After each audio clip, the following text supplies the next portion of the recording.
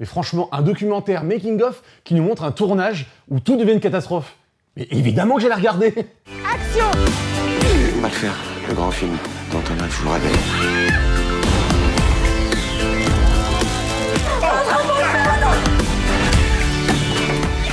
Fiasco, nouvelle série Netflix portée par Pierre Ninet et Igor Buttesman qui nous raconte le tournage qu'essaie de faire le réalisateur Raphaël. Et pendant le tournage, il va se passer divers problèmes et catastrophes, dont une personne qui essaie de saboter les films de l'intérieur, appelée Le Corbeau, et qui va mener toute cette mauvaise troupe dans des situations aussi grotesques qu'absurdes.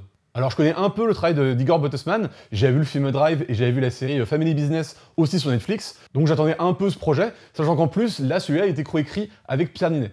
Et franchement, bah c'est pas mal, c'est vraiment cool, même si bon, je remarque quelques défauts, mais qui sont propres à l'univers de Igor Buttesman. Je vais développer. Encore une fois, pour une série française, merci au réalisateur Igor Buttesman de nous faire une série avec tant de personnages. Je trouve que c'est un peu le défaut récurrent dans beaucoup de productions françaises, c'est que dans les séries, on fait souvent une série autour d'un duo ou d'un trio, et de tout axer autour de 2 ou 3 personnages, et tous les autres deviennent des personnages un peu secondaires par rapport à eux.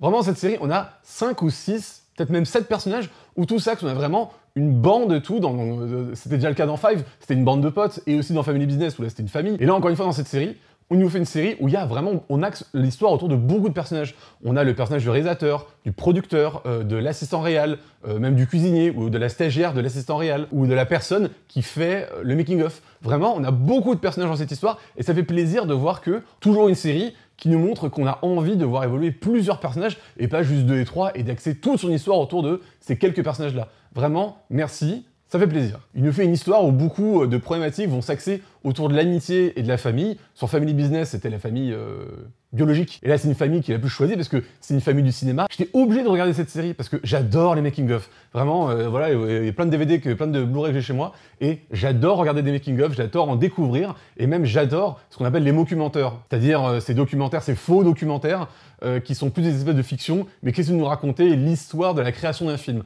Il y a le film de Truffaut, La Nuit américaine, qui nous raconte un tournage où tout ce qui peut se passer de mal aussi arrive, mais c'est traité de façon beaucoup plus réaliste et beaucoup plus, on va dire, sereine. Et bien sûr, dans les making-of catastrophiques, il est arrivé fucking Kassovitz. Je pense que tout le monde l'a déjà vu, mais au cas où, je vous le conseille toujours. Hein, il est disponible, je crois, en quasi-intégralité sur YouTube. Bon, les parties anglaises sont non sous-titrées, mais bon, 75% du film est en français, donc vous pouvez le regarder. Et si vous voulez voir un documentaire où quasiment tout peut se passer mal et tout part en cacahuète, et on finit avec une guerre livrée entre Kassovitz, le réal, et l'équipe du film, donc moitié américaine, moitié française, vraiment regardez-le, c'est assez intéressant à regarder. Alors vraiment, par contre, si vous êtes sensible aux situations cringe, à l'humour malaisant ou à l'humour lourd, et que vous n'aimez pas ça, vraiment ne regardez pas cette série, parce que quasiment intégralement l'humour est constitué que de ça. Vraiment, on voit qu'ils sont beaucoup inspirés de The Office, je veux dire, entre la cam qui bouge et le mockumenteur, voilà, qu'on essaie de faire, c'est globalement ça. Mais pour moi, ça fonctionne. Moi, j'aime bien cet humour qui les met. Bon, faut qu'il soit plutôt bien dosé. Et par exemple, dans le premier épisode, c'est pas très bien dosé, on est vraiment dans du pur malaise, et là c'est là où moi on perd un petit peu, c'est-à-dire que j'ai besoin qu'on contrebalance le malaise avec, pas autant d'humour que de malaise, mais un peu plus d'humour, et là dans le premier épisode, c'est beaucoup de malaise et beaucoup de situations très très longues qui sont vraiment étirées sur la longueur, et bon, ça fonctionne pas très bien sur moi, mais à partir du deuxième épisode, je trouve que c'est mieux nuancé, c'est mieux équilibré, et ça fonctionne beaucoup mieux. Et je trouve que Igor Buttesman, il arrive toujours à nous faire dans ses œuvres, que ce soit dans Five, Family Business ou donc là Fiasco, une série, ou en tout cas une œuvre, où on voit vraiment les relations intrafamiliales, comme elles peuvent être dans les familles biologiques, ou dans les familles qu'on s'est choisies, donc celle-là, celle du cinéma. On arrive toujours à avoir des gens qui essaient de s'entendre, même si on voit bien que tout le monde n'a pas les mêmes caractères, certains ont des caractères qui ne peuvent pas s'entendre, mais il arrive toujours bien à essayer de constituer ça, donc c'est vraiment intéressant à regarder. Pierre Ninet et François Civil, vraiment, ils se sont éclatés dans leur look. Vraiment, Pierre Ninet, je crois que ça faisait longtemps qu'on n'avait pas vu un look comme ça, de loser, hein. Et François Civil, mais... Non mais quel look! On a vu François Civil sous beaucoup de looks, mais alors celui-là, oh là là, mais quand on le voit arriver, mais qu'est-ce qu'on se marre, quoi! Mais même Géraldine Nakache, je l'ai vu dans beaucoup de rôles, et là, alors là, dans une nymphomane, tout, je l'avais encore jamais vu. Elle joue une personne qui, une assistante réelle qui est, ma foi, des plus compétentes, mais elle a envie de baiser, hein, elle le dit bien pendant tout le truc. Hein. C'est très drôle parce qu'on axe beaucoup de son humour autour de son envie de copuler. Et putain, il y a une scène, bon, ceux qui ont vu la série comprendront, mais elle essaie de séduire quelqu'un en montrant une partie de jambes en l'air où elle est présente, limite pornographique. Bon, cette séquence-là, elle a marché avec moi, mais je comprendrais que pour beaucoup de personnes, ce soit trop. Ou pareil, il y a une scène où ils vont rire des personnes handicapées. Enfin, c'est pas plutôt rire, mais ils vont rire des problèmes à virer des personnes en situation de handicap.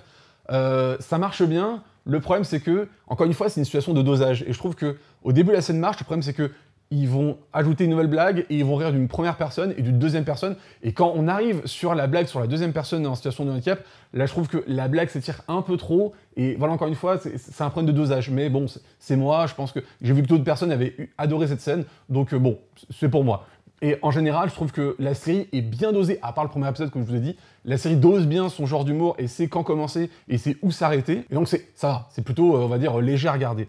D'ailleurs, c'est absurde, mais encore une fois, Igor Bertelsmann, il fait des personnages qui sont loufoques, des fois grotesques, des fois même pitoyables, mais assez touchants. Je veux dire, mais la palme est donnée au personnage du producteur. Vraiment, Pascal Desmolons, il arrive à nous faire un personnage de producteur ringard qui est vraiment, mais à la ramasse totale sur son époque, mais c'est contrebalancé par son côté producteur. Il a envie d'aider le personnage du Pierre à faire son film. Il veut que l'ambiance et tout soit bonne, c'est-à-dire qu'à un moment, on va avoir des situations de confrontation, et lui, il veut les régler. Bon, c'est un personnage classique de producteur qui veut que tout se passe bien, donc s'il y a une mauvaise ambiance, qu'on puisse la régler le plus vite possible. Mais voilà, encore une fois, ça apporte des bons points à ce personnage, et ça permet qu'on n'est pas juste en train de regarder un personnage grotesque qui fait tout et n'importe quoi, et qui a la ramasse sur son temps. Et vraiment, Juliette Gasquet, je ne connaissais pas cette actrice, mais alors, quelle révélation! Elle nous joue un personnage de stagiaire de l'assistante réelle qui, pareil, elle essaie tant bien que mal de faire ce qu'on lui donne, même si des fois elle comprend pas vraiment, et ça s'entend dans comment elle balance ses répliques.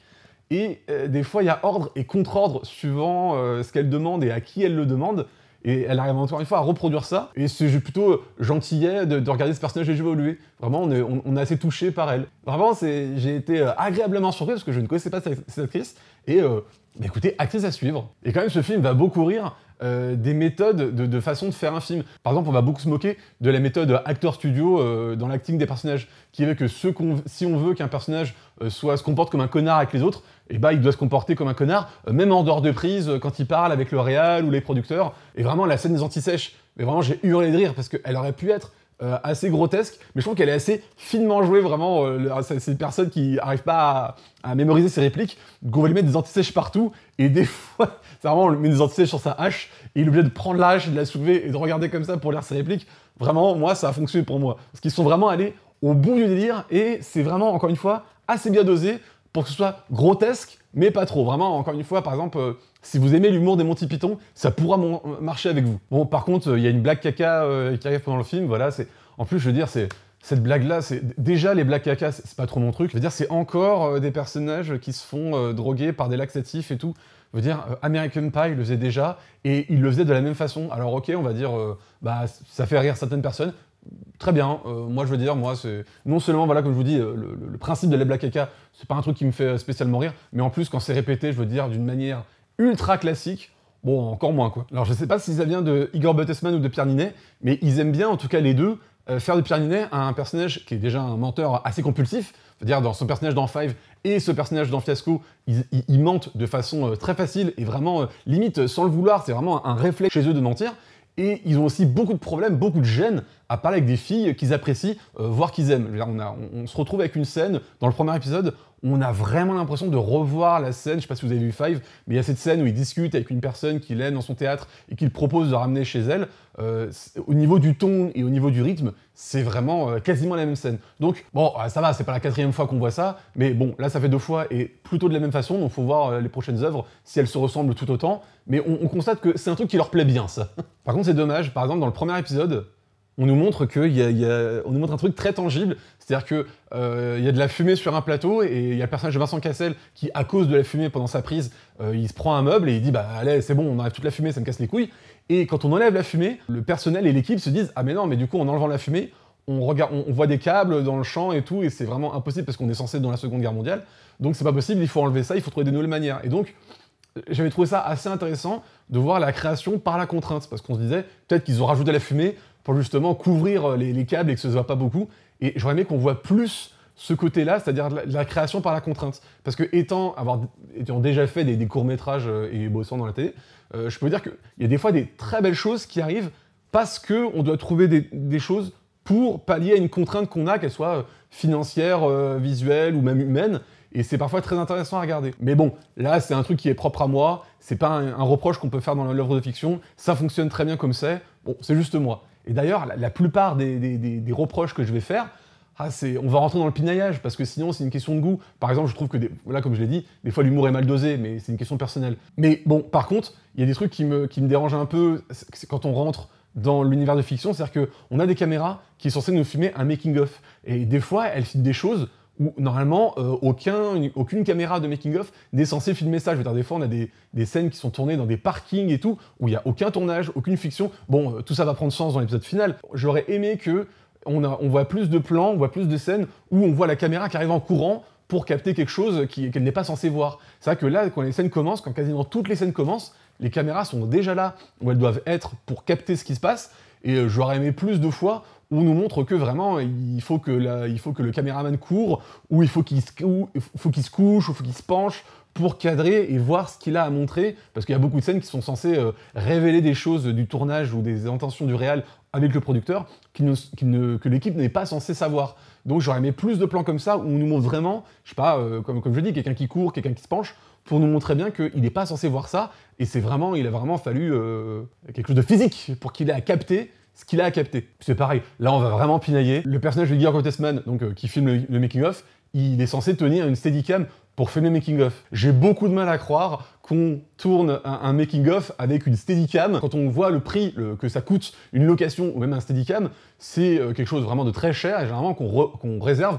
à la production. Non making-of, les making-of ils tournent avec un boîtier ou alors une caméra standard, ou même on prend les caméras du plateau, mais rarement un steadicam. Il n'y a pas la nécessité d'un steadicam. Et puis quand on voit les images tournées par la caméra, bah, pour un steadicam, l'image bouge beaucoup. Hein. Si vous voulez voir une séquence qui est assez culte avec un steadicam, c'est la montée des marches du personnage de Rocky dans Rocky Balboa. Vous verrez, le steadicammer est en train de courir et de monter des marches, la caméra est super stable. Et c'était un steadicam de l'époque. Donc maintenant, dites-vous que sur les trucs de maintenant, si un steadicam marche ou qu'il court, il faudrait vraiment qu'il court vraiment comme un dératé, pour qu'on voit une caméra trembler. Normalement, c'est censé être hyper stable. On est d'accord, hein, c'est juste du pinaillage, hein, c'est juste moi, ça. D'ailleurs, pour contrebalancer, je trouve que la réal est plutôt intéressante à des moments. Surtout, il y a une scène où François Civil et Pierre Ninet sont dans une voiture, et vraiment, le choix de placement de caméra, je sais pas comment ils ont fait, mais en tout cas, c'est intéressant, et on se dit, ah tiens, on a comme un fisheye, mais sans déformation, je veux dire, juste un cercle où tout est montré. Non, vraiment, on se dit, ah tiens, pourquoi pas, c'est intéressant, on voit pas souvent ce genre de plan pour filmer ce genre d'action. Donc, ok, pas mal. J'ai plus de soucis avec la fin, mais globalement, la fin, j'ai beaucoup de mal, que ce soit dans Five, Family Business ou donc encore une fois Fiasco, j'ai un peu du mal avec les fins qu'écrit Igor Gottesman. C'est que déjà là, bon, même si c'est censé être un documentaire et que, bon, ok, c'est de l'humour absurde, les caméras qui filment le dernier épisode, normalement, le tournage est censé être fini, donc on se demande bien pourquoi les caméras continuent de suivre le personnage de Raphaël, joué par Pierre Ninet. Et la fin, bon, sans trop le dire, on va dire les 15 dernières minutes, bon, on sent un côté un peu défouloir, mais qui n'a pas vraiment de sens pour moi. Et vraiment, la fin, on va dire les 30 dernières secondes, voilà, bon, on sent un côté que Igor Gottesman a voulu faire un karma pour son personnage, mais d'accord, oui, c'est juste pour clore une fin, et puis pour amener un dernier ouf. Mais bon, ça n'a pas vraiment beaucoup de sens pour moi, donc bon bah passons. Mais encore une fois, je vous conseille beaucoup de regarder ça, ça a été une bonne expérience pour moi. J'ai beaucoup ri quand même à la plupart des épisodes, et comme je disais, bah voilà, cet épisode de, je crois, entre 30 et 40 minutes, donc encore une fois, ça passe plutôt vite, hein, moi je l'ai fait en 2 jours. Si vous avez adoré Family Business, je vois rien qui ferait que vous n'adoriez pas Fiasco. C'est les mêmes choses, avec les mêmes problèmes pour moi, mais encore une fois, c'est une question de goût. Donc allez-y, et à bientôt pour de nouvelles séries.